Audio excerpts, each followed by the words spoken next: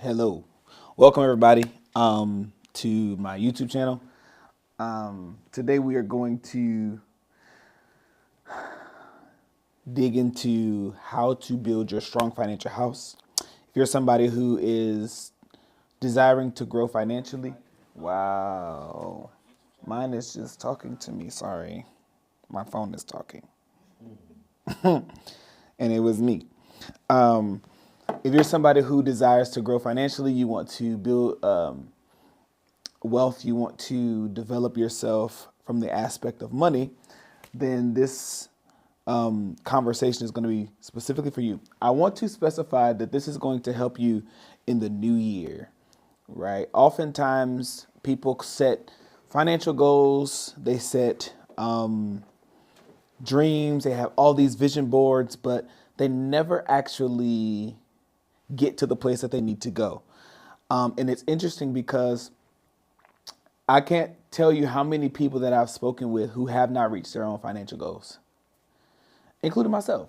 There have been times where I would set a goal, but I would not have the proper action steps or the ethic that collaborated with the goal. I always say it like this: a goal without action is vain imagination. Why? Because faith without work is dead. So if faith sees something, your work has to orient itself for the thing that you see to come to pass. So it's not enough to be somebody who talks a good game or has good intentions. Your intentions are great, but your action is much better.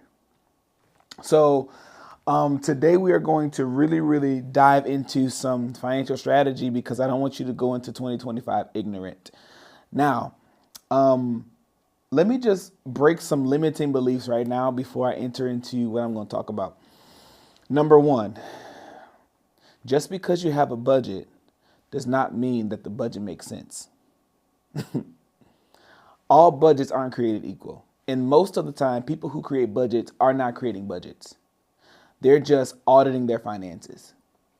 A budget is the combination of an audit as well as the application of your goals. Let me give you an example. So when I put all of my finances on one piece of paper or like an Excel sheet or whatever that is, the next step I need to take is I need to set goals because what am I budgeting for? Right? I'm not just experiencing or I'm not just trying to, see where my money is only. I need to see how what I need to do in order for my money to actually make sense for me. Okay. So it's not enough to just put all of your money on an Excel sheet or a spreadsheet, which I do have those. The next step after that is you need to have a goal of what you're trying to accomplish. And then once you make the goal, then you set an actionable item. So let me give it to you like this. So let's just say you want to save $20,000 right now, right?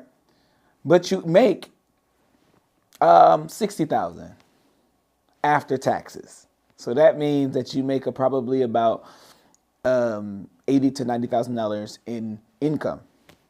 That's just what it is. Now, in order to save $20,000, you have to take $20,000, divide that by 12.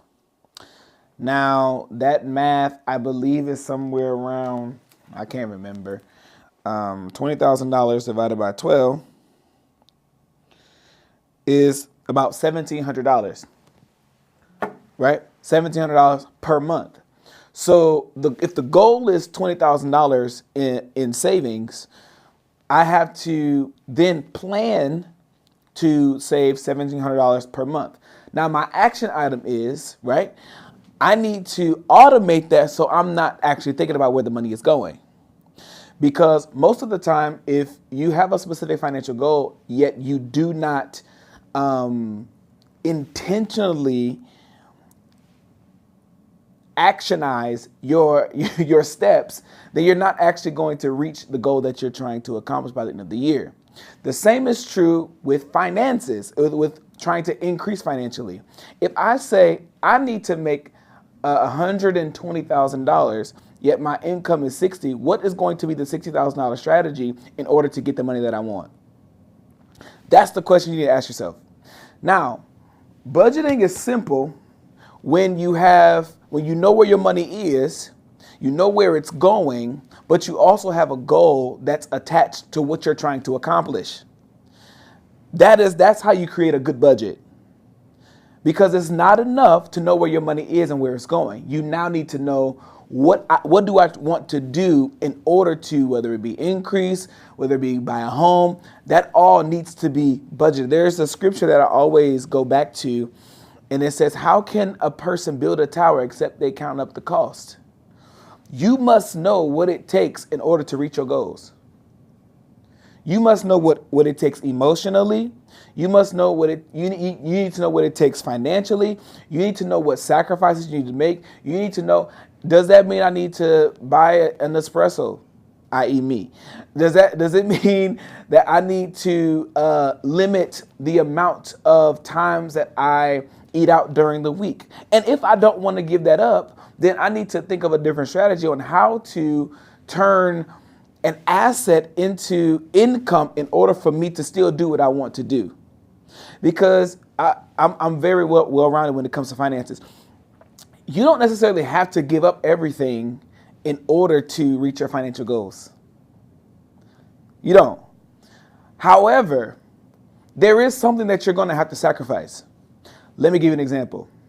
If you don't want to give up Starbucks, fine. But if you want to reach your financial goals, there's something that you're going to have to give up.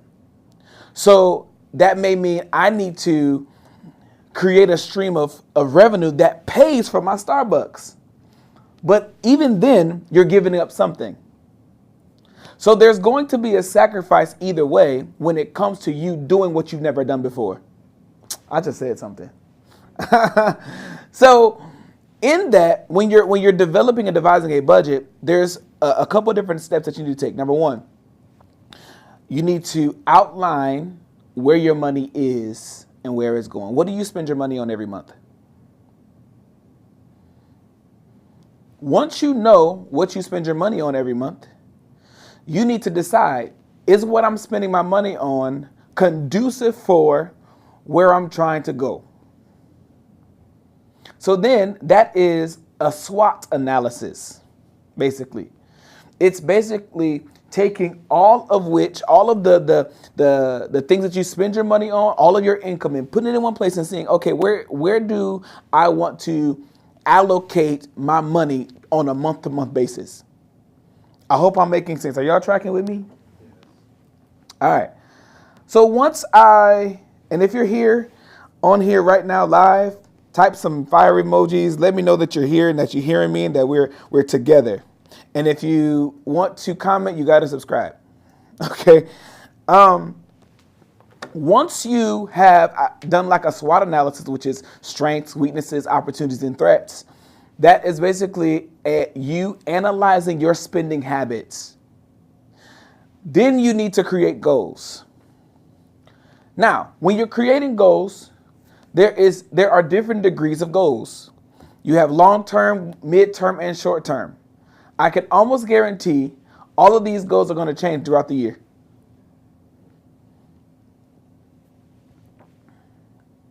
And I'm going to tell you something else. The goal itself, it might be big, but the actual success is in the actions that you take on a day-to-day basis. Your success, hear me, your success is not in you reaching the goal. Your success is in you doing the action that helps you reach the goal. Because if you can do the action, you've succeeded because you're moving forward towards the goal that you ultimately want. This is how you keep yourself from anxiety. Because although you have a long-term goal, I've created day-to-day actions that qualify me to be able to reach that goal. So what are my day-to-day actions that I need to take in order to get to where I want to go long-term? All right. So if you have long-term goals, I'm thinking about retiring parents. I'm thinking about buying buildings for the churches, and I'm thinking about buying all these different things. Long-term goals, it should be related to long-term wealth. How you consider these things is you need to think about your health, your family, your ability to generate income in retirement, and who you want to invest in the next generation. Excuse me. That's a long-term goal plan. Now, midterm goals are generally goals in between now and about up to 10 years, right? Up to 10 years. What do I want? In 10 years, I'm going to be 38, almost 40. Watch it. I'll be almost 40 10 years from now. What do I want to have within the next 10 years? And that could be anything. That could be, I want to have bought 10 new properties. I want to that means my short-term goal is to buy a property per year.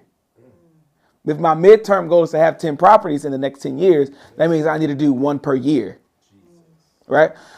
A midterm goal could be, I want to have in liquid cash $1.8 million to be able to do what I want with.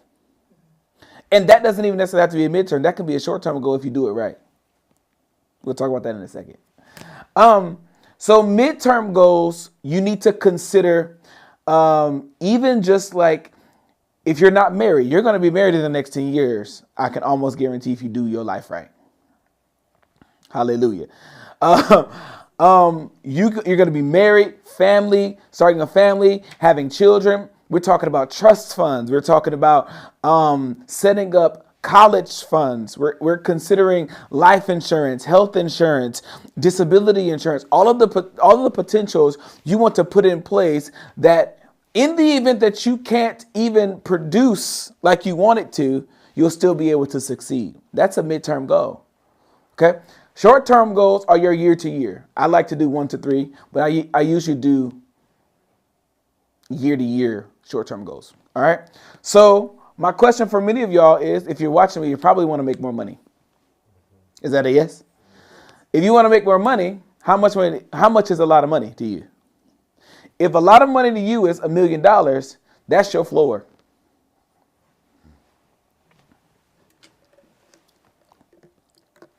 Hello. If $1 million to you is a lot of money, then $1 million is your floor. If 3 million is a lot of money to you, then that's your floor.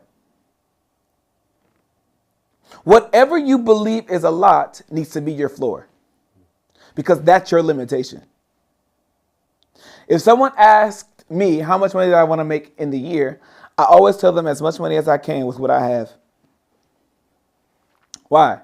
I can ideally see myself making 3 million, 4, 5, 6, 7, 8, 10, 20, whatever million. However, what happens if the business just decides to boom because an industry needs what I have right now? What if I've gone from $500,000 a year to $5 million within 6 months? That is a exponential change, right? So when you're having it, you can have an idea of how much money you want to make, but always know that there's more. That's possible. So my floor right now is 3 million. That's my floor. 3. My floor is 3. That's where I'm standing. Everything else is excess. Make sense? Also, how much money do I want to keep? Because it's not enough to make the money. You got to know how to keep it. What am I keeping it from? Myself? What else am I keeping it from? Taxes? What else am I keeping my money from? Creditors? Inflation? All of these things are what we consider pressures to wealth. I want y'all to type that in the comments. Pressures to wealth, or pressures of wealth. What are pressures of wealth? Pressures of wealth are anything that will keep you from keeping what you have earned over an extended period of time. What keeps you from being able to reach your goals, or what keeps you from being able to build wealth? Number one, taxes is the biggest one. Now, I'm lying. That's not the biggest one. Ignorance will keep you from wealth. Then taxes. Then inflation. Then creditors. Then you have death, sickness, poor management skills. All of those things will keep you from ascending, and it causes you to flatline. If you are not careful and you don't plan correctly, you will make a lot, but you won't keep it. This is why you come and talk to me. Because I'll show you how, not only just to make it, I'll show you how to keep it. And keep it in your house. If you do what I say, you'll prosper. I promise. Are we here? Yeah. So these are our short-term goals, okay? So I just broke a few myths to you. Number one, the first myth I broke is that all budgets are created equal, and they're not. So once you have created your goals, then you need to create your actions. Then you need to count up the cost and see how much every action you'll take, what it will cost you on a day-to-day basis. Got me?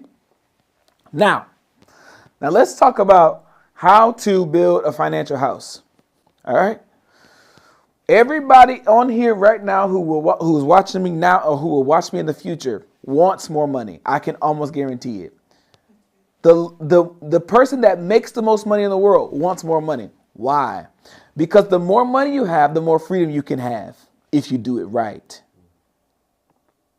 Okay? So, let's talk about why people don't make money. Or why money runs from you. There's one reason. You lack wisdom.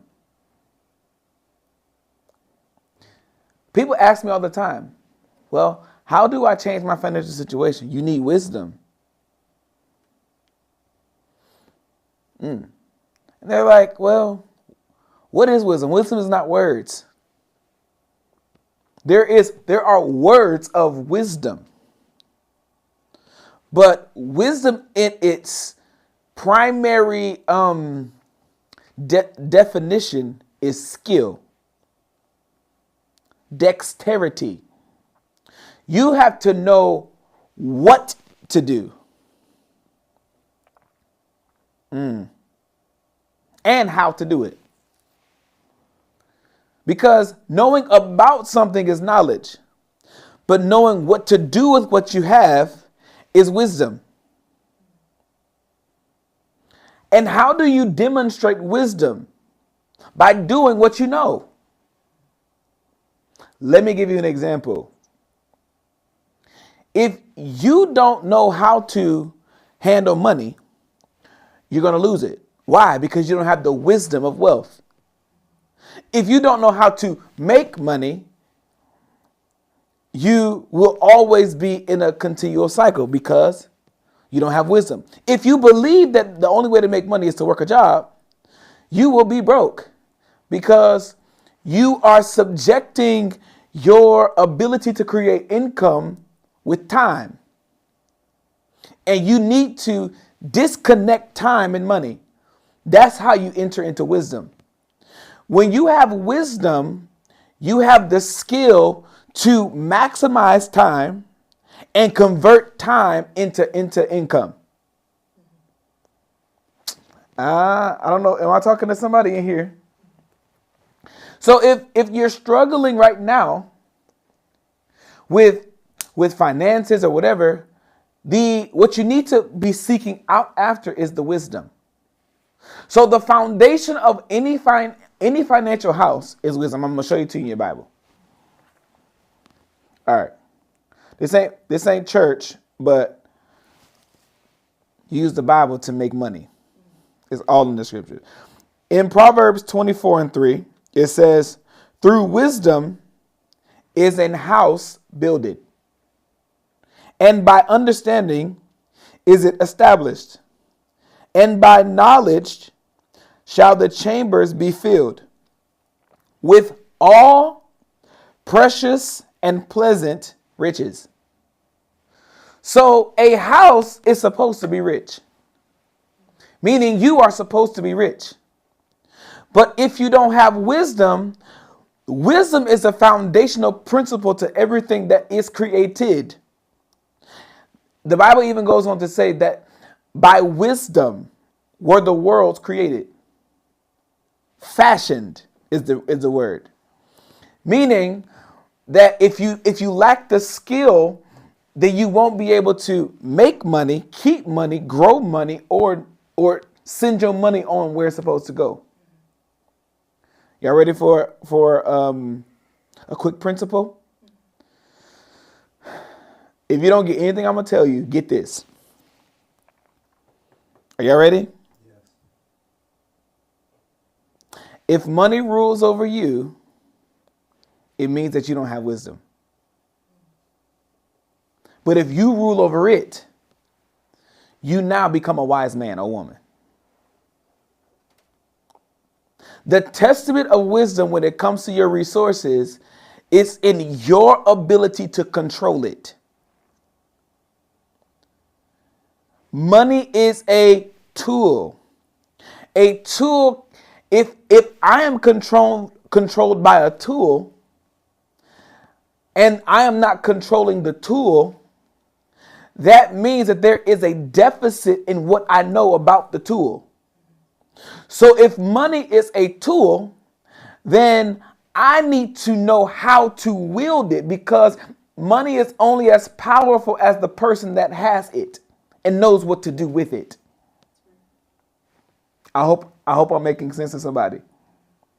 So if you're asking yourself, how do I build my financial house in 2025 for 2025 and beyond? I need to access wisdom. I'm going to draw a little picture.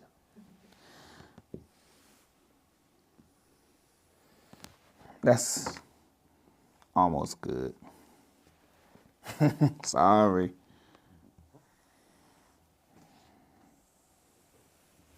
It's a little wide.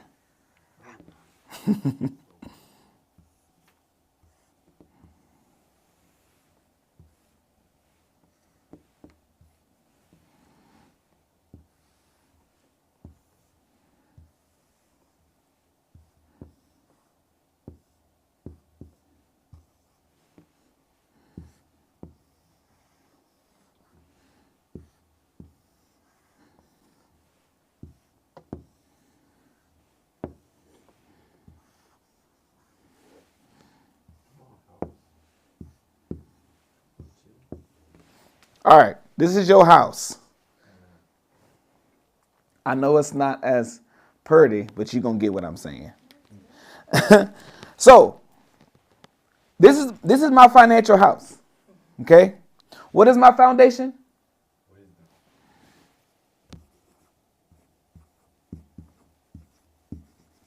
What is wisdom?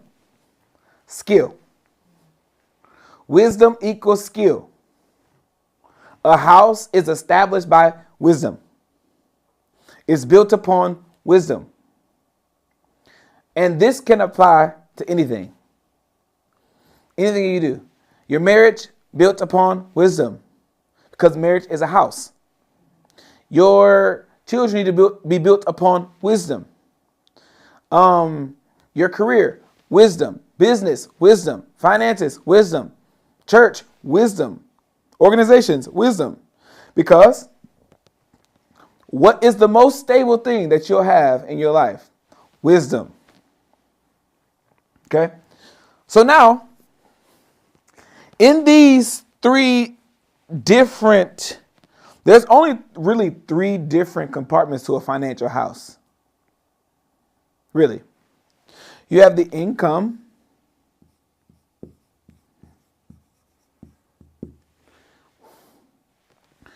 expenses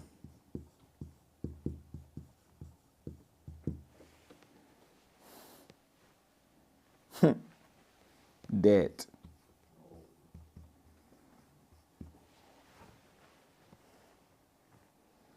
Is this nice? Thank you so much. This is a financial house. You have income window, expense window, debt window. Okay? So here's a problem. There's only 4 ways to generate income. 4. There's 4 ways to generate income. Y'all ready to? I learned this from Uncle Robert Kiyosaki.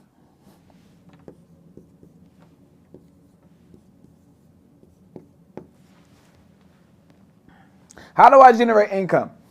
E, employee. That means I work for a company. S, self-employed. That means I work a job. Here's the problem. Most people who enter into business stay here, but never enter into this B, which is business. Why? Because most people create businesses that require them to be there. And so, for example, here's a self-employed. Doing taxes, cutting hair, doing graphics, being a videographer, photographer. That's all business-like, but that's not starting or creating a business. Because a business runs by systems. Is that right? If you're self-employed, it runs by you. So most people leave employment and enter into buying or working another job. Because in a business, it requires you to have systems. So, and then I as investor. So the only ways to generate income is if you are either an active participant or you are an active turned passive participant. Let me break a limiting belief for you as well. There is really no such thing as passive income.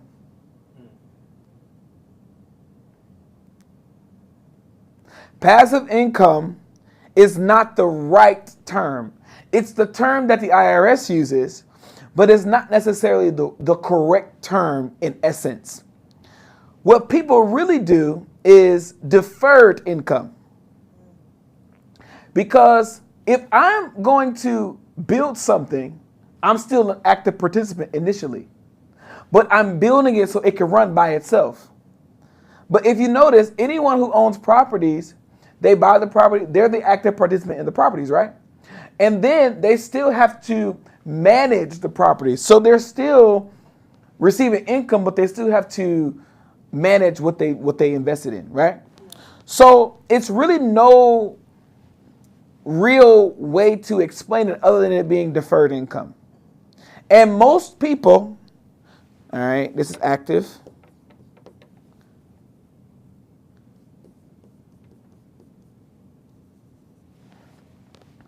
This is the active side. This is the deferred side. That means I create a system. This means I take my money and I multiply my money. That is, in essence, passive, but it's deferred. Does that make sense? And are y'all tracking with me online? Okay, good. Cool. Y'all tracking with JQ. Cool. Now, income. Here's where we get a little testy. Because most people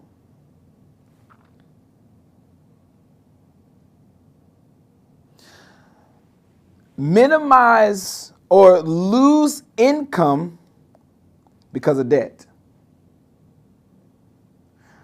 Or what we would call liabilities. They are liars. Mm-hmm.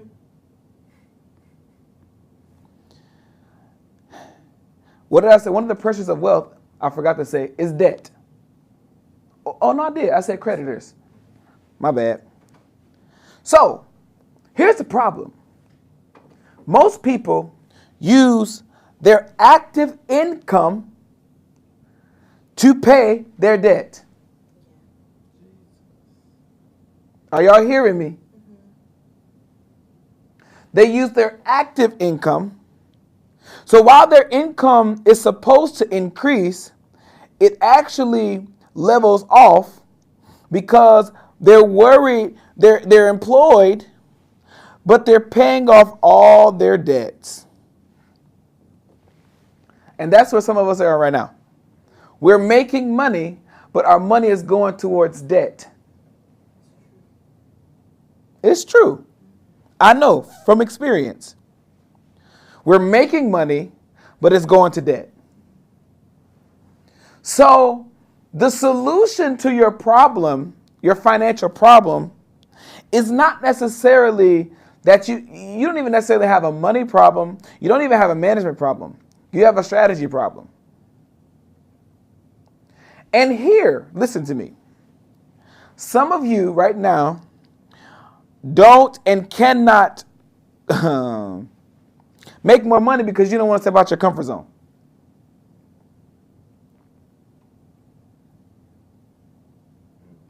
Now, let me say something to you. If you're in a field like social services, there's not much money in there. From experience. I got a sociology degree, couldn't find a job. You know what I had to do? Go find a sales job. It's very rare for you to be in a social services job or a teacher or anything of that nature and make a lot of money doing it. If you want financial freedom, you can't have freedom necessarily working a job.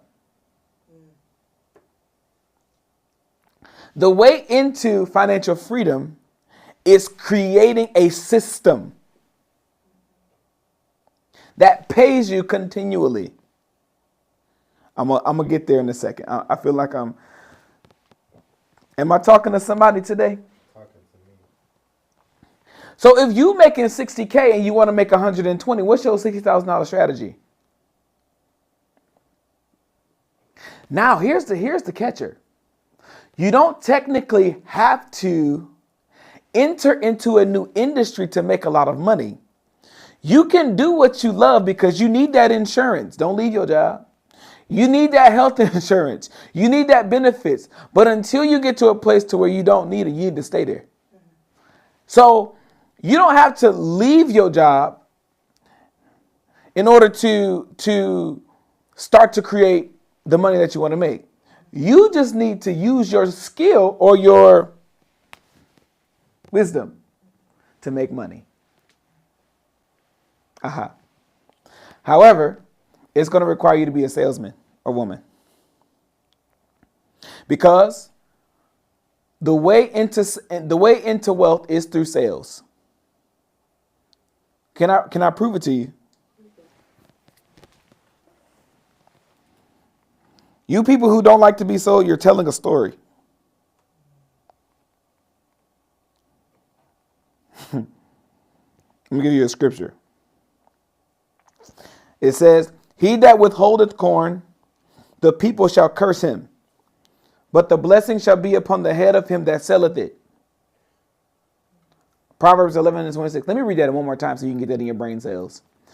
"He that withholdeth corn, the people shall curse him, but the blessing shall be upon the head of him that selleth it." Meaning, you're blessed when you sell. And if the blessing comes upon your head, it's coming upon the highest point of you so it can flow through you. Am I making sense? So just because you are in an industry that is not necessarily financially profitable, and if you love it, stay, by all means. But don't limit yourself to that space if you have no intentions of growing financially. If you want more, It's not even about you trying to get a promotion. No, you need a strategy and you need to learn how to sell something. And don't hear me, please. Hear me with your good ears, please, please. Don't be afraid to sell because of your experiences with salesmen. You think selling is convincing someone of something that they don't want, can't afford. No. That's not even a salesman. That's a con man. If I'm trying to sell you something that you don't want, I'm convincing you. I'm not selling you. Because to sell is to convert belief systems. And for those who have jobs and you say, I don't know how to sell, you're a liar. You know why? Because when you went into that interview, you had to testify to those people of why you will be able to fill a vacancy. That's the same process. Selling yourself. That's selling yourself for money.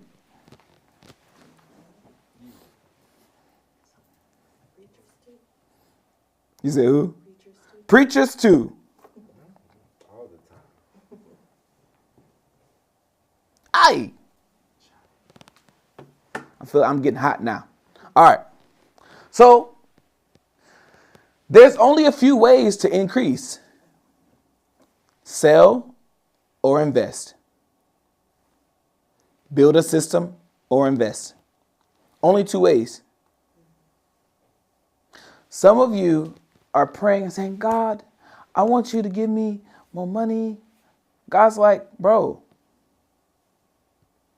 no. I'm trying to give you an idea, but you don't want it because you think it's not going to be sufficient. Or you don't want to step out of your comfort zone to actually get the results that you actually want. If the scripture says, he giveth me power to create, where's the power coming from? What is the power? The power is coming from wisdom.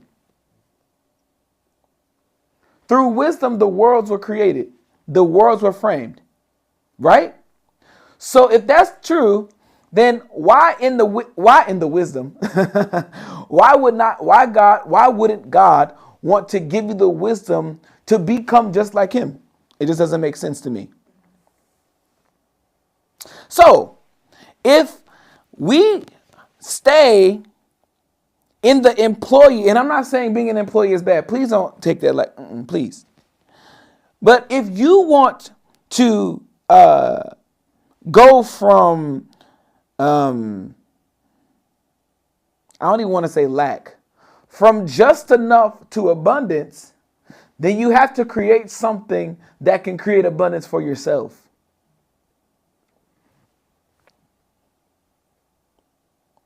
So you either create a business or become an investor.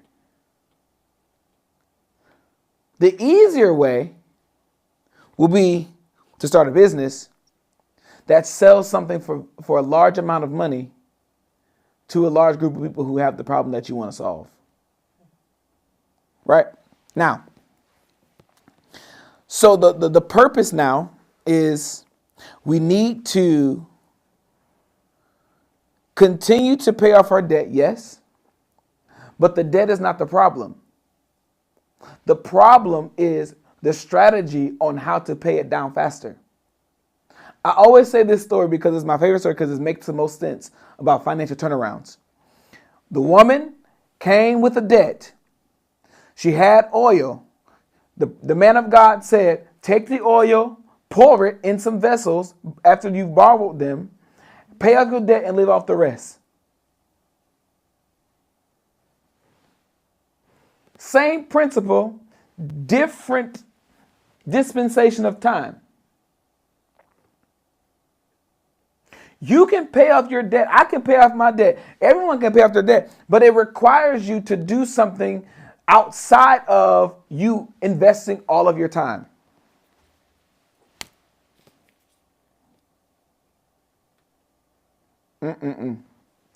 Is this helping somebody today? There's a question that says, so should we use jobs to build a skill, then use that to build a business? I would say so, yes. Oh, can I break another limiting belief for you as well? Some of you think you're not ready. The idea of not being ready or being qualified is robbing you of success. Financial, you're not building your house because you think you're not ready. If you like video games, start streaming. If you like working with people, find somebody else who can pay you more for the same thing and the same transformation. Just a different field.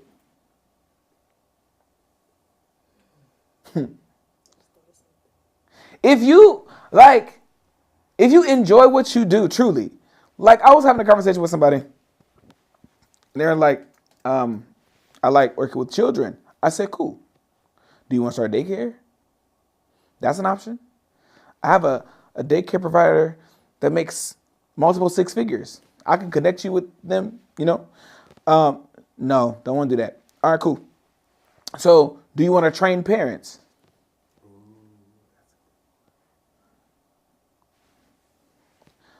If I think about it like this, if my child can't read and the potential of my child ending up in deviance, this was actually one of my cousins.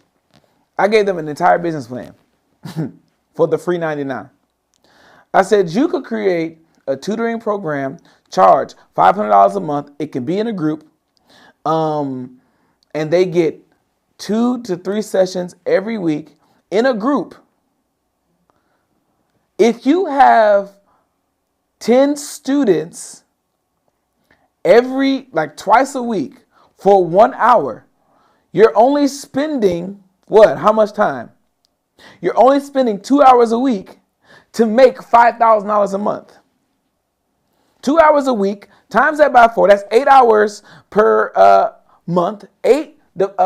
5,000 divided by 8 is $1,650 or something like that. $1,600.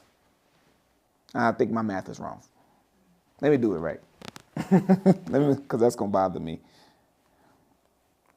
5,000 divided by 8. 625, my bad. An hour.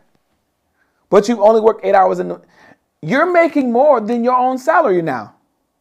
And you're working less time. What did I just teach you how to do? I just gave you the wisdom to separate your income from time. Because when you can separate your income from time, you will always have abundance. How do I do that? I need to solve, I'm getting ahead of myself, but I need to solve a big problem that people have and then charge them a lot of money to solve it. Question? So looking at this chart you have, the E is what's helping the B do what they're doing, and then the business operating is what is making the investors. Exactly. So it's all a circle. Mm-hmm. It's a circle. Wow. The E will train you how to be an S. But then if you do the S right, you will turn from S to B so that you can now become an investor. And the B is benefiting from the E. Exactly. So it's a circle. Wow. It's a circle of So life. you're functioning in the system, one way or the other. You are. So you either submit to a system or create one. Because when you create one, you then have the ability to show other people how to do it. Thus, you become an investor. When I get to a certain place, I'm going to start investing in companies. Why? Because that's a long-term game. If I give you $1 million for 80% of your company and your company goes to $2 trillion, I'm a multi-trillionaire. The valuation of that is greater because I've taken away the time from me being able to create an income stream for me. The goal here is to become a portfolio company. Don't tell nobody I told y'all that. Does that make sense? Mm-hmm. So we must, in wisdom, identify what the wisdom is that God has given me. My wisdom, I can tell you just like this. I help people make money and keep it. and then distribute it. I help people create money cycles that go beyond generations. That's what I do. That's my wisdom. Why? I can show you why. I can help you build your business. I can help you keep the money in your business. I can then help you build systems to where you know exactly how and where to put your money. So in the event of any negative thing that can happen to you, you will always be rich. And then I show you how to make sure that the generation that comes after you knows how to do the same thing that you did. I'm taking you through a money cycle. That's my wisdom, right? Now, another person's wisdom could be they help people break limiting mindsets that keep them from being able to be successful husbands or wives. That's a business right there. You struggling to get married? Is it because of your mind? Yeah. If I help you reduce stress, there will be people that will pay for that. If I help you, why? Because I'm helping you solve a big problem that's keeping you from a big goal that you desire. I'm going to show you how to build a business in less than 10 minutes. Y'all ready? I ain't ready for that part, but it's coming. Are y'all tracking with me? Here is the thing. So you want the money, but you don't want the door to the money. Aha. Yes, y'all need to invest in me. $5,000, everybody. Listen, I'm giving y'all, this ain't free because it's costing you your time. So if you don't do anything with what I told you, it ain't my fault. Truly. Here's the thing. I don't do anything for free anymore. If I'm doing something, it's because I'm offering it to you as a gift to show you that I can actually help you. If you come back to me with results, then you'll have to invest, but then we can take it to a next level. Because here's why.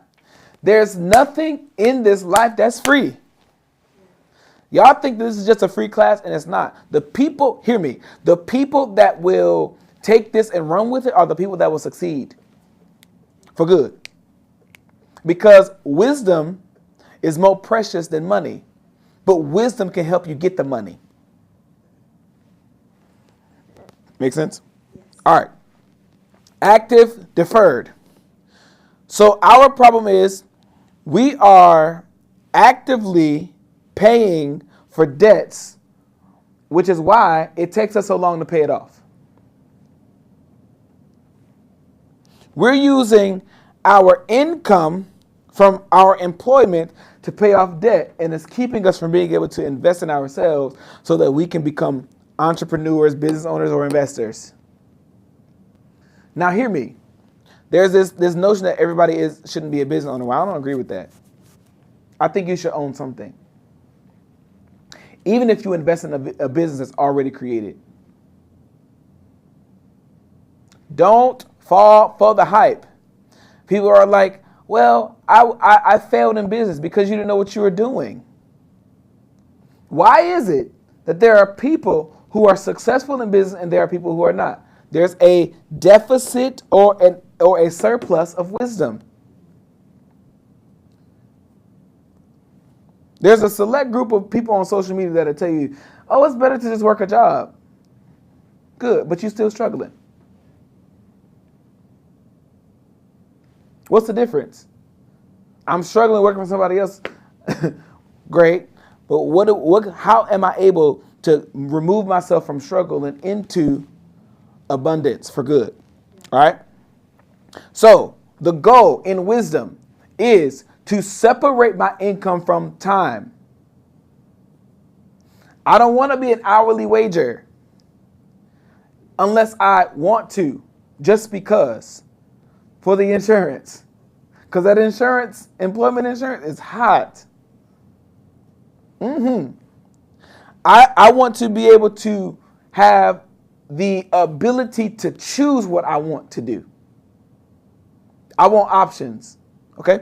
Now, so we have income, debt, expenses.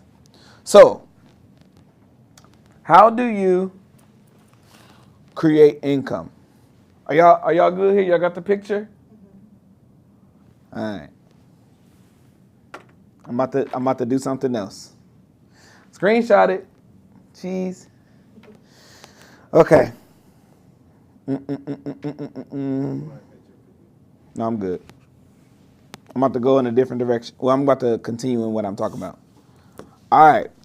So if you're watching me right now, the problem isn't that you don't have a budget. It's probably that you just don't. You need to make more money.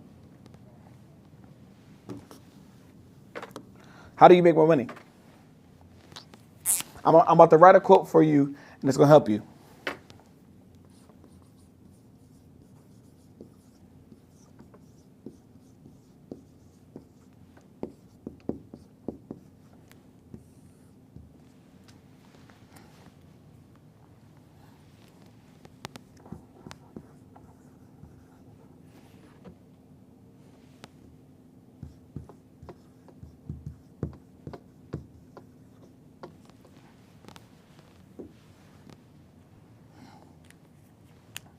All right.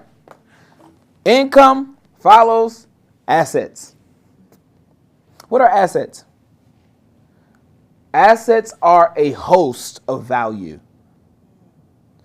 When you look at a house itself is not valuable if it's not making money. So just because you buy a house for yourself does not mean that the house is actually an asset. It's actually a liability because it's costing you more money. It's reducing your income. So the money that you will want to make, you can't keep because you have to give it to debt.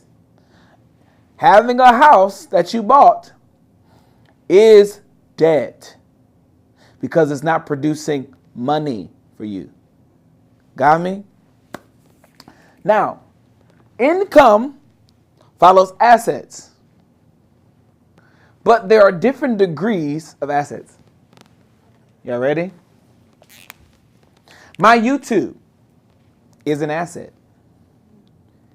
When I'm about 70, this YouTube will have millions of followers, multiple millions. There will be people who will go back and buy my books. There will be people who will go back and watch this. I'll be monetized by then, all these different things, right? But that's an asset because it's producing income for me that I don't have to work for anymore. When I create a video, I create the video and that's it. But that's actually not it for me. You watch the video and then you go and search and look for more of my stuff. Then you find, oh, JaQuan X Gamble is everywhere. He has a book. He has a couple books. He's online. He has a course. He has a coaching program. He has a consulting firm. All these different things. Oh, I need to talk to JaQuan. Or I need to talk to his company. Why? Because I've built an asset that will produce income for me. So, a financial house, when we were in the income spot, the asset that you want to create, there's two different kinds. Oh, it's probably my beard.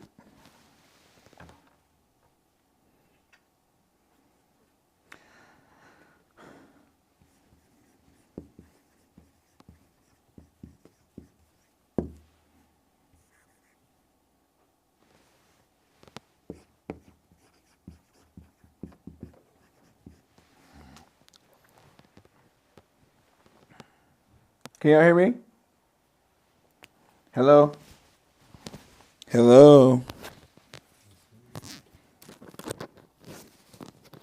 Hello? If you can hear me. Yeah. 1, 2, 3, 4, 5, 6, 7, 8. 2, 3, 4, 5, 6, 7, 8. 3, 4, 5, 6, 7, 8. 4, 5, 6, 7, 8. 5, 6, 7, 8. 6, 7, 8. 7, 8. Can you hear me? 8. All right, cool. They said they can hear. All right, cool. Just a bit of my personality. Sorry. Okay, so you have two types of assets. You have intangible, and then you have physical assets. Intangible assets are things like online courses, books. Well, no, that could be intangible or tangible. Online courses, digital products, I should have used digital instead of intangible. I'm gonna change it because I like digital better. What about going to school, like a degree? That's a degree can be an asset, but Depends. if it ain't make you no money, it's a waste. I always tell people, don't go to school if you ain't got no plan. Just wait. Please do not go to school if you don't have an idea of what you want to do. Or you waste your time and your money. Is it better now you have to leave the video and come back in? Oh, they said I'm clear. My bad. Okay. Sorry. Digital assets. My YouTube channel is an asset because it produces income for me. I have online courses. They are assets because all I had to do was create it once. One time. What else is an asset? I think maybe I'll still use intangible. What about a mentor? Ooh. Mentors, technically they're an asset, but you're investing in them. Yeah. What's another type of intangible asset? Any type of video that I put out. Digital content. Content is an asset. I'm at Instagram. Instagram, asset. I've made, like, this is why people are like, well, I miss when Instagram and social media wasn't about selling something. Well, you're selling something whether you know it or not, right? You're gonna sell something even if it's to your employer that you're working for. People don't realize that the employers are looking at your content because they want to see if they're gonna like you or not as a person. So honestly, your content is one of the greatest assets to invest your time into, because you don't know, just because you have 20 views, one view could turn into $10,000. Why? Because you have another asset that leads people into the solution that they actually want. So your followers are an asset. Your followers are an asset. Your email list is an asset if you have one. I'm going to tell you another asset that's actually under talked about. It's kind of low rated. Your resume. I did an exercise with someone. It was Vanessa. And I said, I want you to write down every piece of your work experience, but I don't want you to say what your role was. I want you to say what you did. What was the problem that you went into the job with, that they had created? Or let me back up. What was the problem that they had that they wanted solved when they first met you? But then what was the results after they hired you, and what did you do to get the results? If you can do that, you have a resume. And even think about even the people that you've worked with, some of your family members. What have you helped your family members do? This is what I talk about in doing a skill audit. Somebody write in the comments, skill audit. When you do a skill audit, that is actually a wisdom audit. Because what you're doing is you are calculating all of the things that you have done in order to determine what is the pattern in your life. Because the pattern in your life, you've been doing it for a long time. You just don't really think about it. I've been teaching, coaching, leading, all the things since elementary school. I can go down the list. I remember when I worked at McDonald's and I was a crew trainer. Before I actually quit, I was a crew trainer. I was gonna be a manager. turn into a supervisor, GM, all that stuff. If I stayed in the fast food industry, that's a skill. What did I do? What is your history? Because that is going to lead you in the past. So, and I'm not even specifically talking about industry. Industry does matter, but I'm talking about the skill set that you acquired in the process. So when you do a skill audit, you need to see, okay, who have I helped? What were their problems? What did I tell them to do? Did it work? What were their results after I told them what to do? When you can do that, you will see, okay, I've done this. Oh, I need to do that. But instead of working with that type of person, I can work with this type of person, but I already have the history to validate my ability. Most people don't take the time to evaluate what they've done. So when I ask you, well, what do you do or what have you done? You can only tell me the positions you had, but you can't tell me the value that you brought to a space. Because people don't care what your position or title is. People only care if what you do for them can actually help them. That's sales. When people come to me now, depending on which part of me they want, do you want JaQuan the tax strategist or do you want JaQuan the business strategist? Do you want JaQuan the financial? I'm all those. All of them is wealth strategy to me.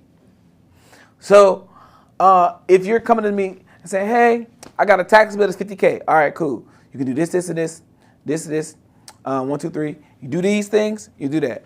Oh, I don't want to do that. I said, do you want to do it on your own? Do you want me to do it? I want you to do it. Okay, $20,000. All right, cool.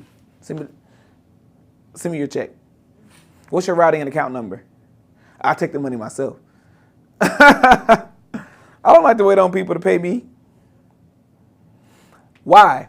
Because I know my value. People say, I don't know how to start a business or I don't know how to scale my business. All right, cool. What is your business? Well, I don't know. Oh, so how am I going to help you? You want me to help you? All right. So you can either take this free class and they show you how to, so when you're ready to actually come to me, you know what you're talking about because I'm not about to waste my time. All right. You want to work with me? $20,000. Now shut up. Why? Because I know my value and I know what I've done to help people. Okay? So even if it hasn't been in business, family, churches, other organizations, all of those are related to the ability that you have developed for your skill set. Does that make sense? Uh-huh.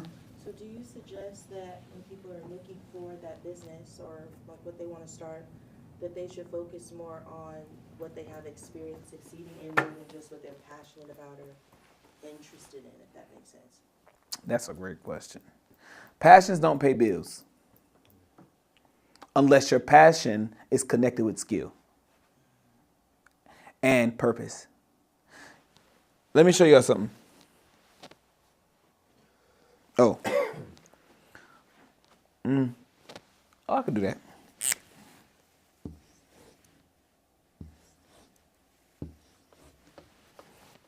Oh, perfect. All right. Proficiency. That's skill. Passion. Purpose. This is what you pursue. This is what you pursue. You don't want to pursue something that you're good at and you're passionate about if it's not within your purpose. Because otherwise you're wasting your time. And to find purpose is not even what you do, it's why you do it. Okay? If it's your passion and it's your purpose, but you suck at it, you're horrible, you're not good at what you do, you will be broke Because nobody wants to pay somebody that can't do what they say that they can do. Mm-hmm. Just because you're passionate about something and your purpose to do it, if you don't have the proficiency aspect, if you're not good, nobody's going to want to pay you. But if you're in your purpose and you're proficient, but it's not your passion, you won't have the capacity to do it. You'll do it for the money, but it won't be a part of you.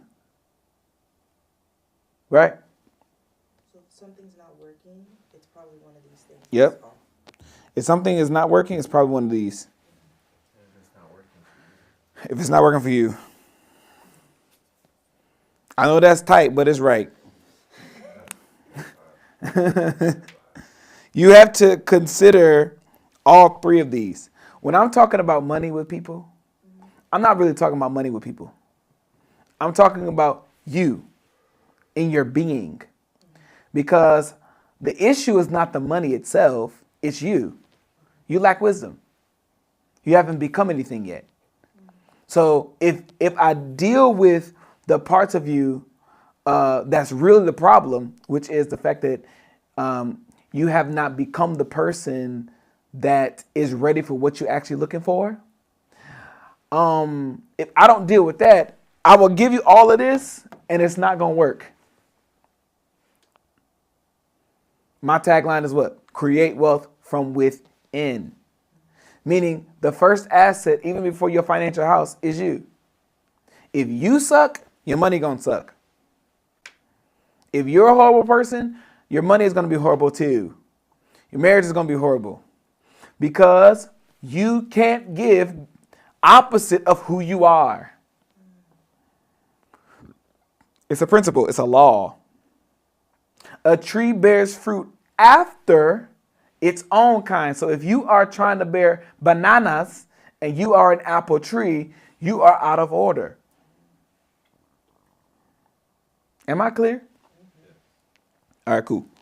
So don't pursue your passion if you don't have purpose or proficiency in it. Don't pursue something you're good at if you have no passion or purpose in it. And don't pursue a purpose if you're not good and it's not part of your passion. That's it. Because income follows assets. To be an asset, you need all three. Make sense? Mm-hmm. Then you have physical assets.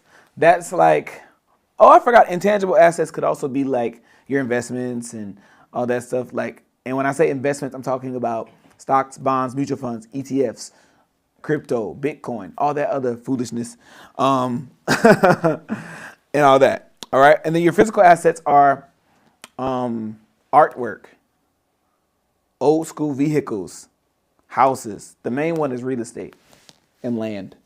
Okay. Now, is this helping somebody? All right. Where? Passions don't pay bills. Skills do. All right. Now let's talk about the trajectory of your life for 2025. What do you need to work on? It's gonna be easy. Bless you. Number one, you need to do a skill audit.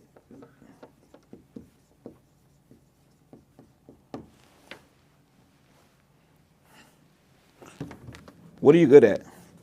You need to decide if you're gonna start a business or not today. Stop waiting. There's nothing to wait on. I'm going to show you how to start a business in less than 10 minutes. It's so easy. The hard part is you. Your limiting beliefs. Because some of you don't believe you deserve it. And you don't believe that you're worth the wealth that you're supposed to create. When I decided that I'm going to charge a high price, it was not because I thought I was, the S. Yeah. It wasn't the fact, The reason why I charge high prices is because I like to challenge people. And I know my value. And I've paid the price. You know how many people I've paid $10,000 to? 12,000? 20,000? There's one year I spent over $50,000 in personal development. So if I'm telling you it's not even going to cost you. You're making an investment, and always before an investment has a harvest, it has to die. The seed has to be planted somewhere. And when you plant your seed in a mentor, it has to yield a harvest, or it's not the right mentor. So you need to decide. Most of you all, I wouldn't even start investing into. Let me give you all a strategy. Hold up. Before I go here, let me back up. Here's the trajectory that I tell people to do all the time. This is the step-by-step in actually building a strong financial house as well. Part B. Number 1, income generation. Number 2, income accumulation.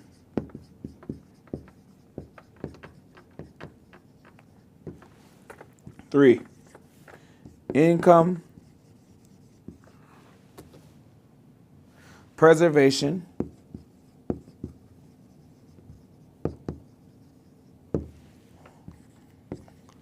Income distribution.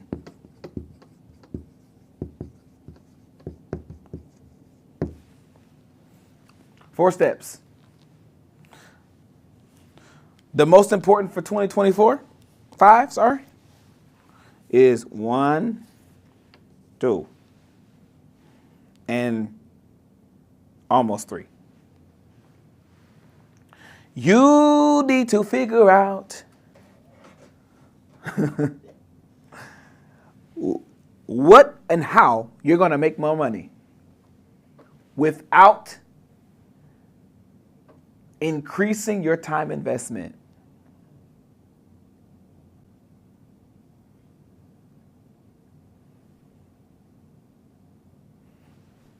Are y'all with me? I don't have time to do with that part, but what I was going to say, but I think I might still do it. Y'all here? Are y'all here? So, if you work a job, you have a couple options. Learn another skill to get you paid more, or take the skill that you already have, audit it, and turn that into a company that speaks to a specific audience, and also solves a big problem for that audience. And then charge a big price for the payoff. Because people don't pay large prices because the price is large. They pay large prices because they believe that the higher it costs, the more valuable it is. To you and them. Exactly. So Hondas cost less than BMWs. Why? Because of the perceived value. If people perceive your result as more valuable than the price that they're paying, then they're willing to pay the price every time. People don't care how much stuff costs, really. People will find a way to pay it. That's true. If you ever bought a vehicle, it wasn't because you could afford it. You found a way to pay for it, and you find a way to pay for it every month. That's where we get financing. But when you pay for something up front, all at once, it hit different. Because now I'm only thinking about how can I turn what I've invested into more with quickness. This is why sacrificing is so important, and sowing seeds are important, and investing is so important, because it provokes you to work. It provokes you to create a space for the water to fill. Does that make sense? If you don't have any seed in the ground, where can the water fill?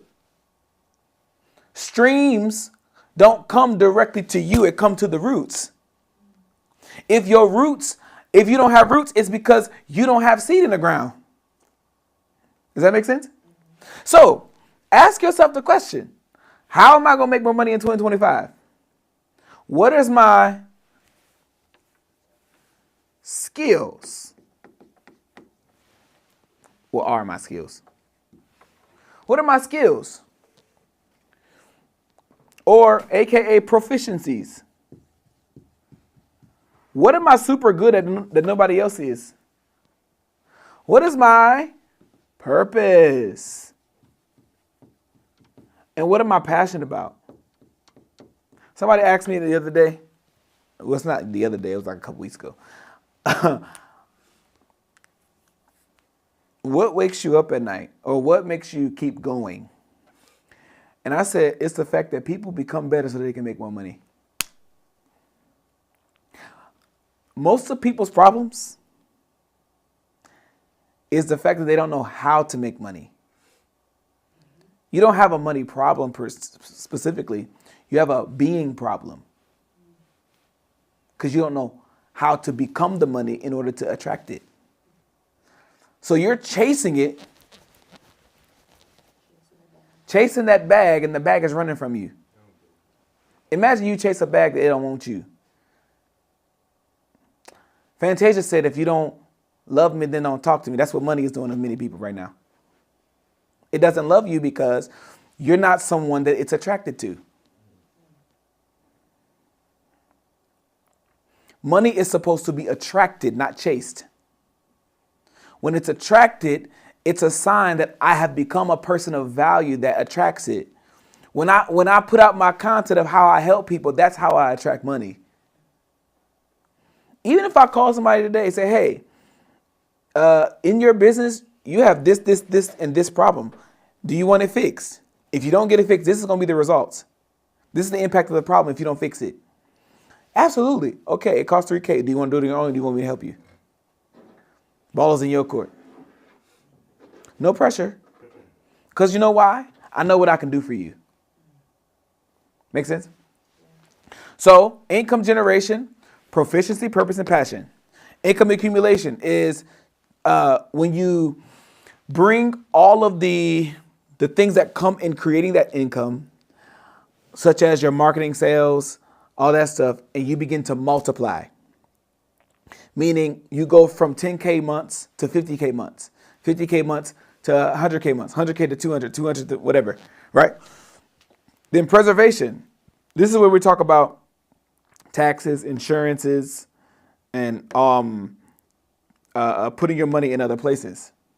Distribution is where there's more of estate planning and all that other stuff. Does that make sense? All right. Okay, cool. Are y'all tracking with me? Is this helping? Are you gaining clarity? If you're not, I'm not doing you a good job. Okay. So now that we understand the four phases, and I kind of briefly went over, I'll go over them in detail soon. We now need to identify what is our course of action for this upcoming year, and then I'm done. And I'm going to show you how to build a business, and then I'm done. Course of action, skill audit. Nope, I'm lying. Decide. Decide what you're going to do. Decide what you're planning to do for 2025. And make the decision and make sure it's a decision that you've thought deeply into. If you want to start a business, don't be halfway with it. There's nothing profitable about halfway stuff. My dad used to say something so bad. I can't say it because I don't cuss. But stop half blank stuff. Stop being a donkey. Yes, half donkeying stuff. That's what my dad would say. Ain't no half stepping. There was a time, me and my dad were talking recently. He said to me, if you would have started playing football in high school, you wouldn't have been able to quit. for the whole season. You could have quit the next season, but the season that you started, you had to finish it. Because I don't do halfway children. You know, my dad is one of the ones who taught me how to go all in on something the first time. So you need to decide what your plan is in order to create the money you want to make. Not only decide what you're going to do, decide how much money you want to make. So do you think deciding is better than what people currently do in terms of like New Year's resolutions? Absolutely. People say New Year's resolution, you ain't you ain't resolved anything in your heart in order to obtain the goals that you want. I'm going to change my body. No, you're not. You're lying. You've been saying that for the last 20 years. Stop lying. I'm going to start a business. When? I'm so tired of people saying I'm going to. I don't want you to say I'm going to do anything. Show me when you did it. Because hasty words produce nothing. When you say I'm gonna, and nothing happens, nobody trusts you because it shows that you can't keep the word to yourself. I had to just stop talking. I said, I'm going to let my results speak for me. When me and my wife, we make a decision of what we want to do in 2025 and what I know we're about to have a baby and all this stuff. We still have things that we want to accomplish because just because we have a child does not mean that our goals are going to be hindered. Absolutely not. They're just altered because we have something else that needs our attention as well. But I got plans. So I need to decide. And to decide is to calculate, evaluate, and then activate. And the way you activate is by being able to visually see it. Because the decision now, it comes internally before it's external. And once you've activated, then you can execute. Am I clear? All right. So bump all that resolution stuff. Decision. New Year's decisions. Instead of New Year's resolutions, we're making New Year's decisions. And the decision it doesn't start on January 1st. It starts from today. Because you don't decide in the future. You know what? There's a thing that we used to say in sales when I was I'm still technically in insurance, but whatever. We would say, I would rather for you to tell me yes or no. Because maybe doesn't help me or you. Why? Maybe brings me into a place of questioning. I'm wondering if, is this a decision? Because usually maybes are no, but people are afraid to say no because they think you're going to hurt my feelings. No, tell me no. No, I'm not doing it. I'd rather for you to tell me no so I can go find somebody else. I told a client the other day, I'm not chasing you down. I'm an adult, and you signed a contract, and I will sue you if you don't pay me my money. If you sign a contract and you don't do what you're supposed to do, I have legal reasoning to sue you. And I probably, because they young people, whatever, but they get a little grace. But I made it clear. I will sue you. Because I want you to know that what you're doing is a serious matter. And if you don't take yourself serious, nobody will. Decide. And decide today. So when you're in sales, people are like, well, I don't know. What don't you know?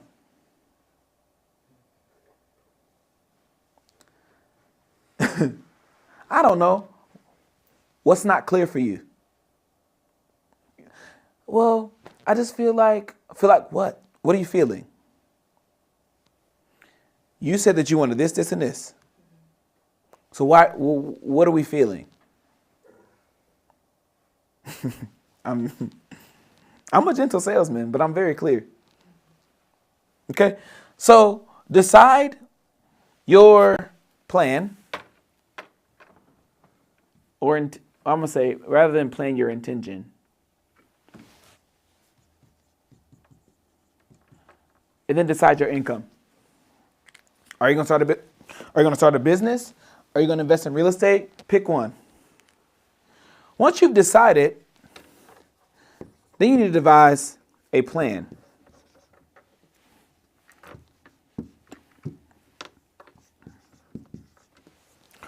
What's my step-by-step process?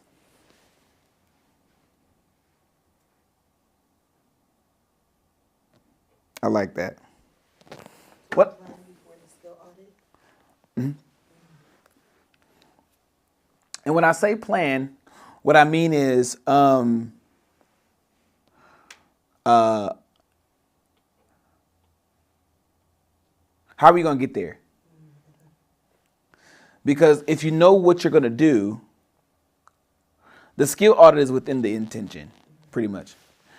If you know what you're going to do, how are you going to get there? My goal is I want to make let me just say $500,000. How you going to know, how you going to make $500K? You don't know what that is per month.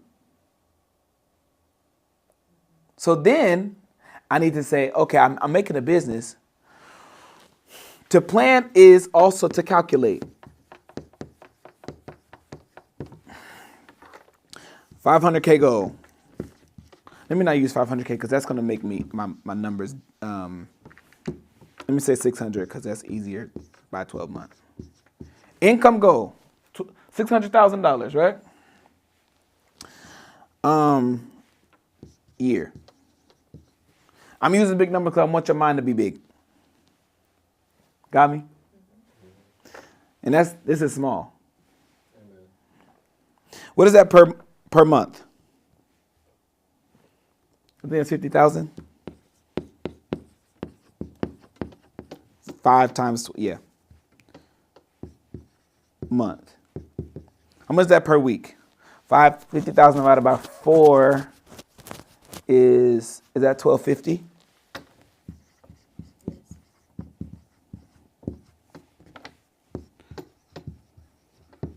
All right. And then let me just say 5 days divided by 5. 5, that's 5. 2. Is 2,500? Like 5 days? Oh, yeah, you're right. You smart. $2,500 a day. This is the math. Most people don't get rich because they don't do math. If you can add and subtract, multiply and divide, you're good. You ain't got to do calculus. So, if I currently make $50,000 a year after taxes, I need to figure out what my $550,000 strategy is. Right? So, in that, I need to say, okay, if I want to make money fast, right? And keep this in your brain. So 600K. You can do a $1 product times 600,000 people. Or $10, 60,000. $100, 6,000. $1,000 times 600. 10,000 times 60. 100,000 times 6. Or $600,000 times 1. That's the math. So what's easier, selling a $1 product to 600,000 people or selling a $600,000 product to one person? That's not the problem. You don't know the value of what you're going to offer. So the question now is probably, I would say, stick around here to be safe while you're still young. Because number one, you don't know 600,000 people, but you probably know 60, and they're probably in your vicinity right now. But you could probably do this one if you get a government contract. This one too. Depending upon what the service is. So once you've planned, you need to know how many of the thing do I need to sell every month, every week, whatever, in order to reach that goal. That's excellent. This is called planning. All right. Now, once you've planned, now it's trying to execute.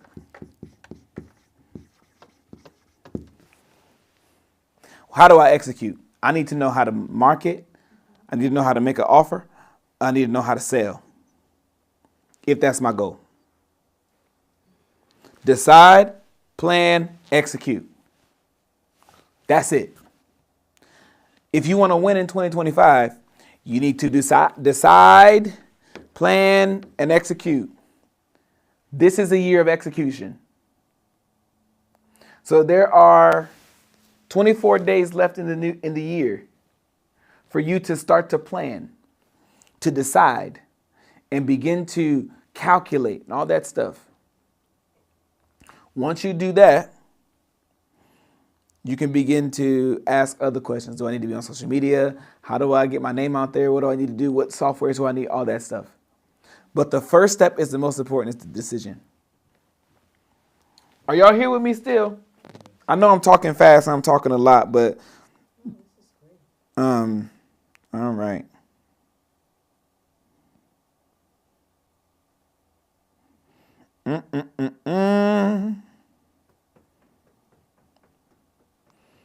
Cool. Sorry, I know people was calling me. All right, I'm erasing. I'm going to show you how to build a business, how to build a six-figure business in 2025. Number one.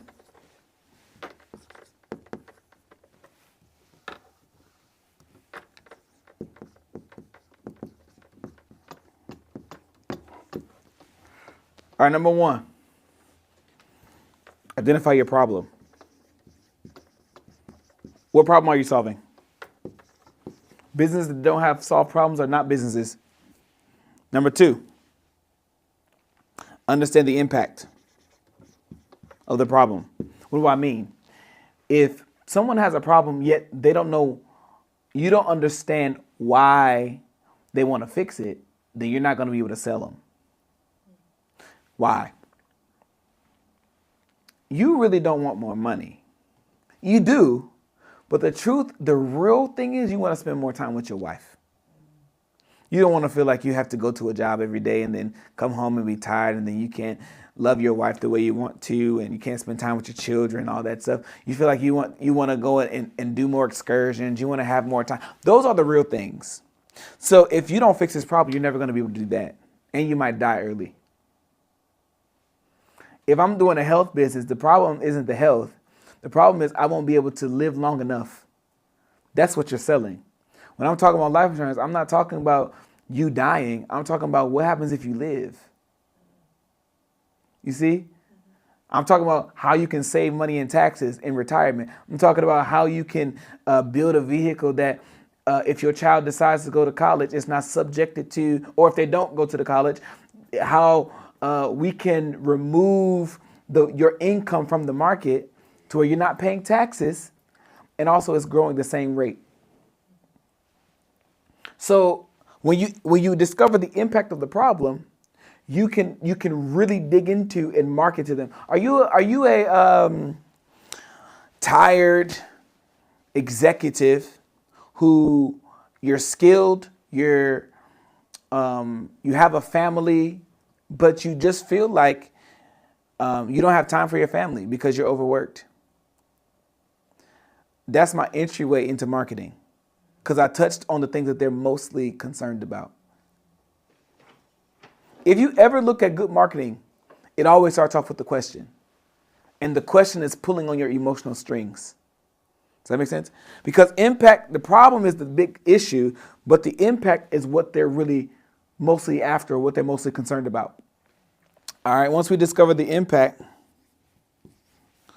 then we need to create a solution. Once we create a solution, we need to create our price.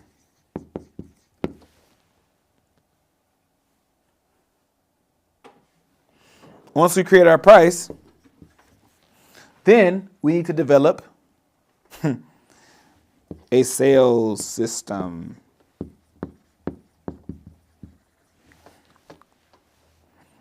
Once we do that, and the sales system is marketing, sales, fulfillment, and extension.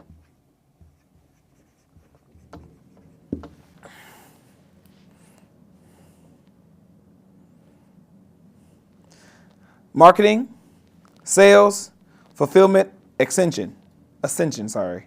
I think I spelled that wrong. No, I didn't. Maybe I did. Marketing is getting clients in the door and converting them into sales. Fulfillment is fulfilling the sales. And ascension is taking them from one sale and keeping them as a client forever. I develop a company that people always use my services.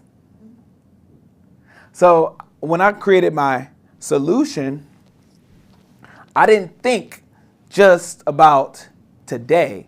I thought, what are the tertiary problems that I'm going to solve? So I'm not just helping you make money, I'm helping you keep it. I'm not going to help you keep it, I'm going to help you distribute it. I'm not going to help you distribute it, I'm going to make sure that your family knows what they're doing. So I created an entire ecosystem that will help you make money and keep the money in your family like the rich people do. Now I'm speaking your language. Is this clear? Mm-hmm. Salespeople call it their pain points. Exactly. All right. This is how you build a six-figure business. But what is six figures to you? Six figures can either be $100,000 or $999,999.99. Which one? Which end do you want to be on? Do you want to be on the 100K? Or do you want to be at the do you want to be at the almost millions? I'm sure you want to be at the almost millions, right? So when you think of six figures, don't think of 100K. That's a limiting belief. When I said six figures, y'all said, I need to make $100,000. That's a little bit of money. But $999,999.99, that could change your life. All right? Now, what questions y'all got? Questions? I'm done.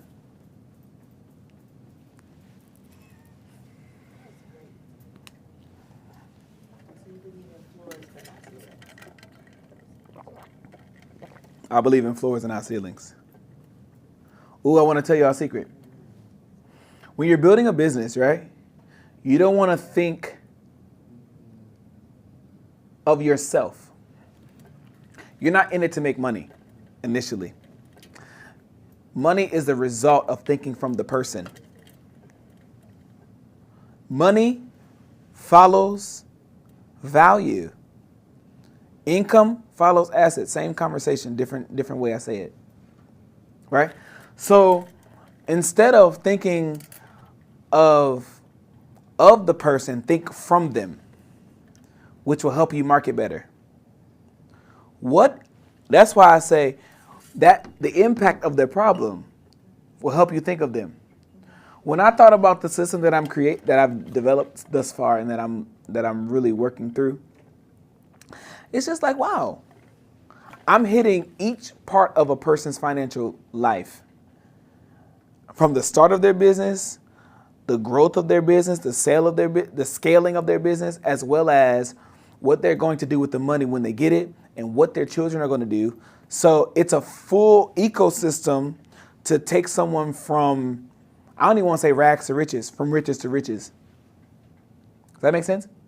Because when you come to me, you're already rich. You just don't know it yet.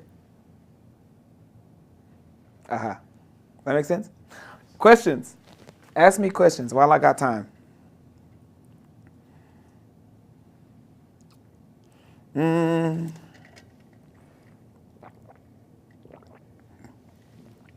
Tyree? Mobile's turn. Give me a second. Okay. Ask ye your questions. I'm going to give y'all 2.5 seconds. I have to come to have my business. Yeah. Your mindset is your price. Oh, yeah, for sure.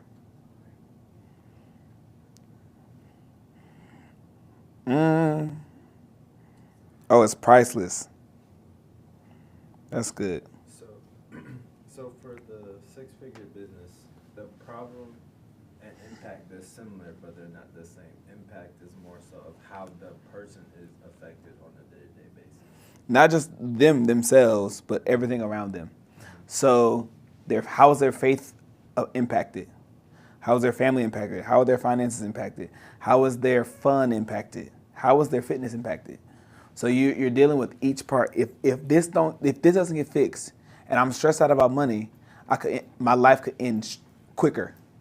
If this doesn't get fixed, right, I won't be able to take my family on the excursions that they deserve. This doesn't get fixed, right? So it's taking the problem and emotionalizing it. I like that. Because the problem is I need more money, but the impact of the problem is the results if it doesn't get fixed. That's how you sell better. When you're in interviews, one of the things that I would ask is, why are they hiring you again? They're hiring you for whatever, right? Let's just say they're hiring you to be a bank teller. What's going to happen if you don't get another bank teller? Customer satisfaction. People will come into the bank and they will be upset because it takes them 20 years to get through. They're going to want to find another bank, so you're going to lose customers. You're going to lose the opportunities that are associated with. What if a person that wants to work with your bank has $100,000 that they want to invest in a CD?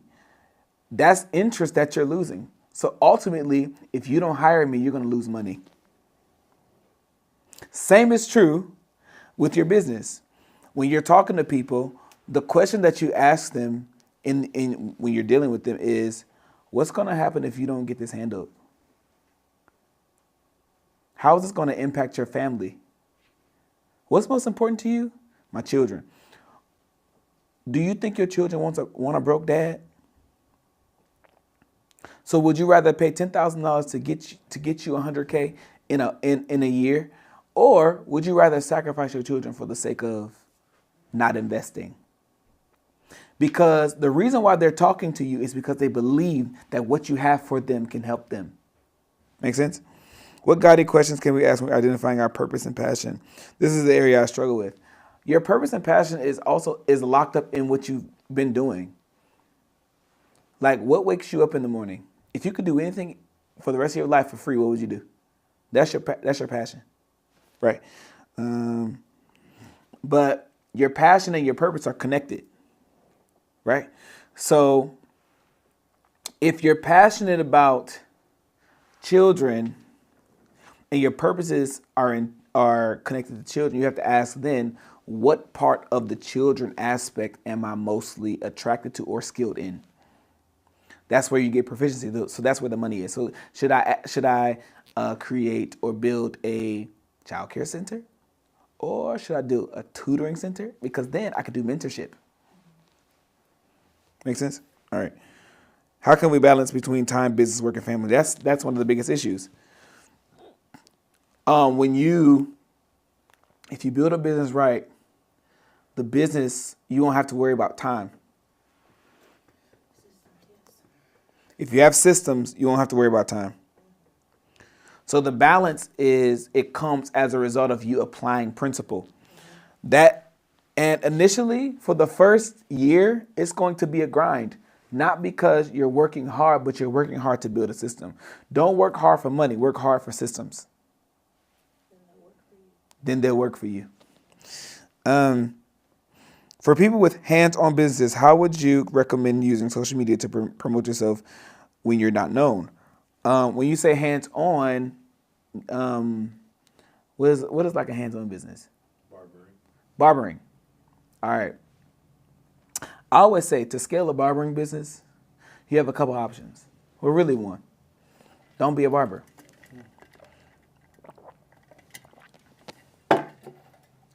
Own real estate. Because if you can own chairs, let's just say this room, where I am right now, this studio, let's just say it can hold 10 chairs, or 11 if mine is. 10 chairs, the average rent for a barber studio is $200 per week, give or take. I know, depending upon the area. I know, like, if you're in New York, it's like $500 or more a week.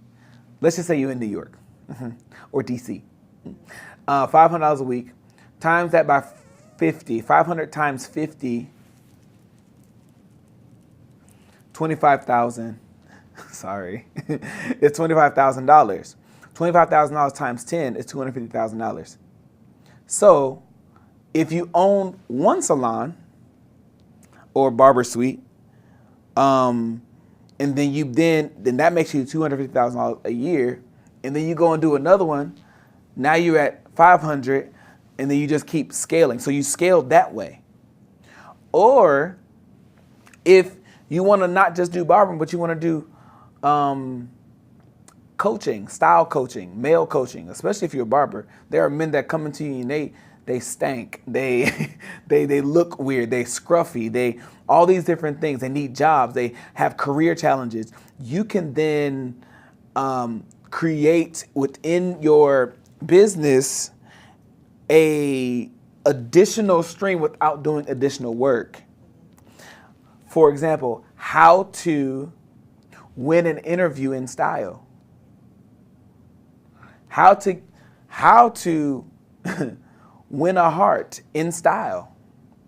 So you go from barbering to style coaching. There are men who can't dress, and that's why they can't find a wife. Because you could be called to be married, but if you look ratchet, ain't nobody going to look at you. You got to be something to look at. Give them something to talk about. Something to desire. So I hope that makes sense, right? You want to think outside of just what you do. I was going to deal with that it's got to be a different video. To where you go from implementation to imagination, where you are the sole visionary of a company. And another one would be videography. A videography business, you can do videography for a time, but then you can teach other people how you do what you do. That's a way to make money. One of the easiest ways to make more money is to teach someone how you do what you do, if you have succeeded in it. Any other questions? You said something at the beginning that jumped out. You said that that there has to be a certain type of ethic that must collaborate with the goal that you have to see the outcome. So what type of ethic is needed for this to work? Like what you bring out? You just need, when it comes to ethic, you just have to be a doer. And you have to know what you are needing to be doing as well. And this is why I say investing in coaching is valuable. One of the most valuable things you could ever do, because it collapses the time between where you are and where you want to be. If you have a coach or a consultant, this is why I say, don't take my words for granted. Truly, I'm giving y'all something I tell people to do for like thousands, right? When you have a coach or someone who's helping you, it causes what would take you a longer period of time to happen faster. So The ethic in itself is, number one, knowing what you need to be doing. Because if you fail faster, then if you fail faster, then you'll be able to get the result that you want quicker. So when we say ethic, mindset ethic is number one. Number two is doing the right thing ethic. So in a business, what are the most important parts of the business? Marketing and sales. But beyond that, what's important? If you don't have a good offer, ain't nobody going, I don't want you. So your offer is attached to the sales. Okay? So the ethic in itself is making sure that you're putting the content out, doing all the things that are necessary, and having the proper systems in order to get the goals and the results that you want. Make sense? Mm-hmm. Sales calls, do people usually come knowing their problem and their impact, or do you have to be kind of prescriptive for them? Or you have to ask them because they're not going to tell you up front. One of the questions that I ask people, well, why do you want this goal? What is it going to do for you once you reach it? And then what? And then what? And then why? Why do you want this? Why is this so important? Why now?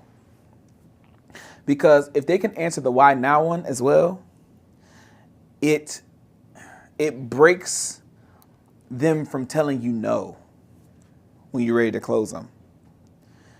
Because if they say, I just feel like now is the time. Oh, so if you tell me no, that means it's really not the time.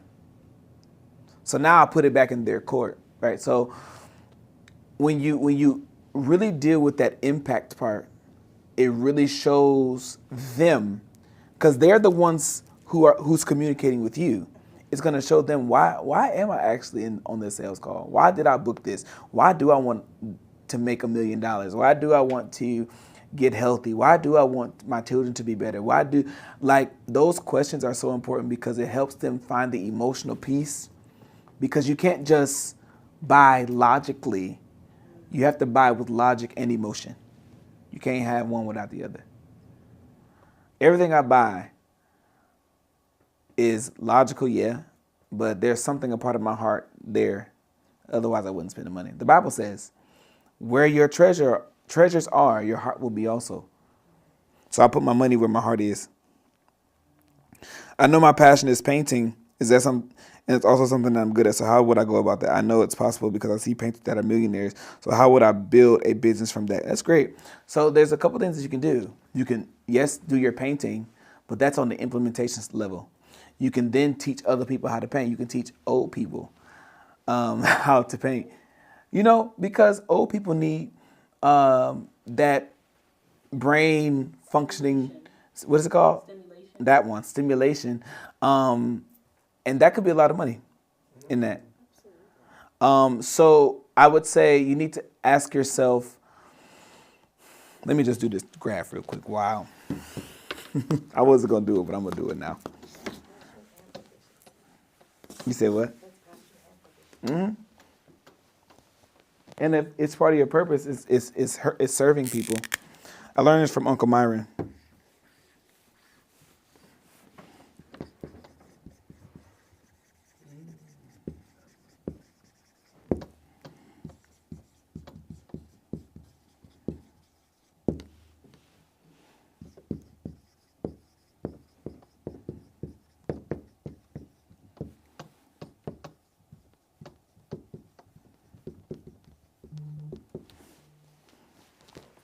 Hola. All right. Sorry if that's blurry up there. All right, it's cool. All right. So this is where I was going to wait, but I'm going to just do it now. And I'm going to give you like a brief overview of this. I learned this from Byron Golden. And this helped me turn my business from making $500 a person to $5,000 per person. $10,000 per person, $15,000, $20,000. If you're a painter, you're on this level. It's not bad, but there's only so much because you're using your personal energy. Physical, what did I say earlier? You must disconnect time from your income generation. So if you're doing the work, bye. If you're doing the work, then you're not going to be able to reach the financial goals that you actually want to, because your implement work. I'm painting every day. I'm painting. I can't paint 100 murals in an hour. But if I have other people who can, that's another conversation. But what if they don't do what I like? Then I'll have to restart. Then I'm gonna end up back at the implementation level. But if I communicate, the communication is I teach people how to do it. I show people how to do it. I teach the elderly how to, paint canvases to help them stimulate their minds so that they live longer. And if I sell that to the children of the elderly, I can sell that for whatever. And then what if I sold it to nursing homes or assisted living facilities? And I said, I will come to your whatever once a month for $10,000 a month to teach the elderly how to paint. And they have recreational budgets. Exactly. They have recreational budgets. So, and I said once a week or once a month, just whatever, once a week. And I do that 4 times for 4 different companies now. And then I show other people how to do what I do, but they contract under me. So now I'm in this unification level whereby I'm connecting people with me, but I'm still communicating because I'm teaching. And then there will be a time where I come out of the business and then I'm just sending other artists. Now I'm in the imagination level because I'm no longer doing the actual work. I'm the visionary. You good? Mm-hmm. Hey, I love you so much. For like home improvement, I'm young, so when your youth is your advantage. Most of the times, what you think is your disadvantage is your greatest advantage. We often see it as a disadvantage, but it's actually our advantage, because if I'm young, I can get the project done faster and better than someone who's been doing it longer, because I'm sharp with my eyes. I have the skill set to see things from a different perspective. I could open up a school of art. For old people who need to feel their last 20 years on earth. Exactly. They can make these projects for their children, their grandchildren. You can have a whole entire center. So now you are making money, but also conserving it, especially if you own the building, because then you can take that depreciation and keep your money in your house. Does that make sense? All right. This is free business plans. All right. Any final questions? And I'm done. I'll talk for 2 hours. Sorry.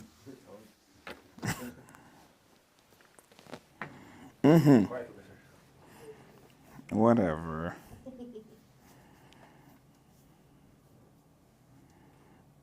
Okay. Cool. So I hope this helped everyone today. Maybe before the end of the year, I'll do once a month these types of things. We'll see. Once live, because I do a what do you call it? A video every week. Usually, I haven't done one since I got from vacation, but coming back to that.